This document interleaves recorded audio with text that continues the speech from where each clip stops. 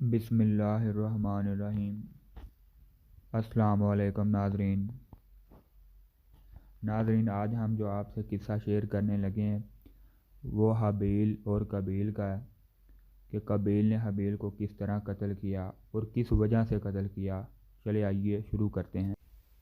اللہ تعالیٰ نے آدم علیہ السلام کو پیدا فرمایا، پھر ان کی پشت پر اپنا دایاں ہاتھ پھیرا اور ان کی اولاد ظاہر کی تو فرمایا میں نے انہیں جنت کے لیے پیدا کیا ہے، کیونکہ یہ جنت والے عمل کریں گے۔ پھر ان کی پشت پر اپنا دوبارہ ہاتھ پھیرا اور مزید اولاد ظاہر کی، فرمایا میں نے انہیں جہنم کے لیے پیدا کیا ہے، کیونکہ یہ جہنمیوں والے کام کریں گے۔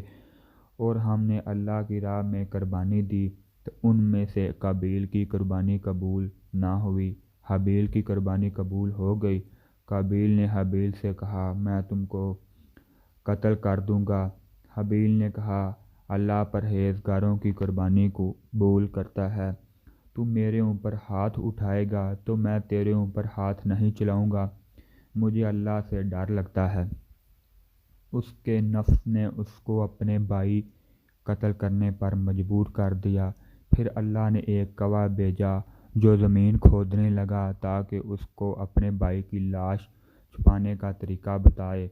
اور لڑکی اور لڑکے کی پیدائش اکٹھی ہوتی، لڑکے کی شادی دوسری لڑکے کے ساتھ پیدا ہونے والی لڑکی سے ہوتی اور دوسرے لڑکے کی شادی پہلے لڑکے کے ساتھ پیدا ہونے والی لڑکی سے ہوتی۔ قابیل اپنے ساتھ پیدا ہونے والی لڑکی سے شادی کرنا چاہتا تھا اور یہ بات شریعت کے خلاف تھی۔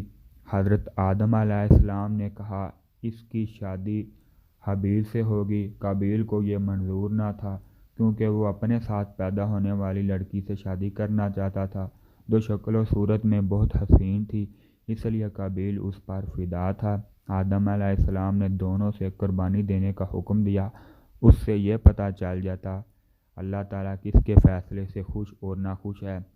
قابیل چرواہا تھا، اس نے اپنی بھیڑوں میں سے سب سے اچھی بھیڑ کی قربانی دی۔ قابیل کھیتی باڑی کرتا تھا، اس نے اپنی نکمی فصل کا ایک گٹھا اللہ کی راہ میں قربان کرنے کے لیے دیا۔ آسمان سے آگ آئی، اس نے حابیل کی قربانی کو کھا لیا اور قابیل کی قربانی ویسے کی ویسے ہی پڑی رہی۔ اس پر قابیل کو غصہ آیا، اس نے کہا میں تم کو قتل کر دوں گا۔ قابیل نے آدم علیہ السلام سے کہا آپ نے حابیل کے لیے دعا کی ہے، اس لیے اس کی قربانی قبول ہو گئی ہے، آپ نے میرے حق میں دعا نہیں کی۔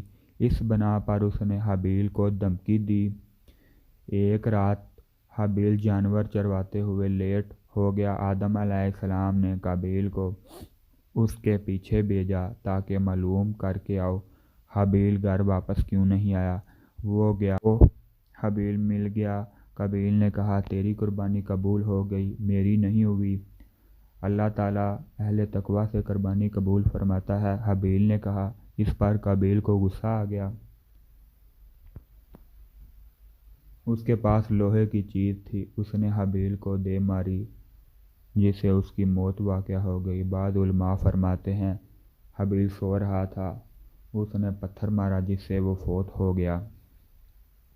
بعض علماء کی رائے اور ہے، جس دن قابیل نے قتل کیا تھا اس کو اسی دن ہی سزا مل گئی تھی۔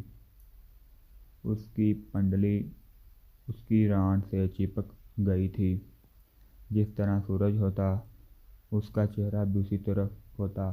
اسے دوسروں کے لیے عبرت بنا دیا گیا اور اپنے گناہ کی جلد ہی سزا اس کو دے دی گئی،